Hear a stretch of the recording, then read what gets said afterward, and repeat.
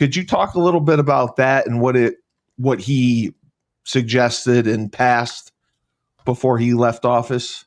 Yeah, I mean, it's pretty simple. He basically came out and passed the Title IX that, all of, so in other words, if you have a quarterback at UConn, um, making, a million, or let's just say the football team gets $1 million, Right. well, then a female team has to get $1 million, right? So you could have a rower at UConn who now is going to absorb NIL money to satisfy this Title IX stuff. It's kind of, I was just that's why I was late. I was actually Yeah. in a staff meeting, and the state of Connecticut, the Department of Education just came out Friday, because every state is different in how they view NIL and how it's dished out.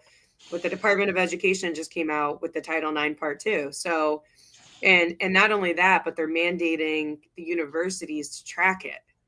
So, which is Oh. now going to create like a whole other issue. Oh. So if you take a school like me, like I already have stuff where I'm like, all right, I'm going to go out and try to create. If I can get $100,000 in NIL money that I can offer to student athletes to come here, that's a huge value add, right, at the D3 level.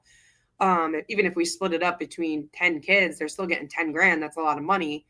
But if I do that, that means that men's basketball has to get 100 They grand. have to get Either that. that or I got to split that 100 grand with basketball. Jesus. So Wow. it's a distribution. It's a distribution evenly between men and women. So across all the sports, so the UConn Foundation has 22 million that's coming in.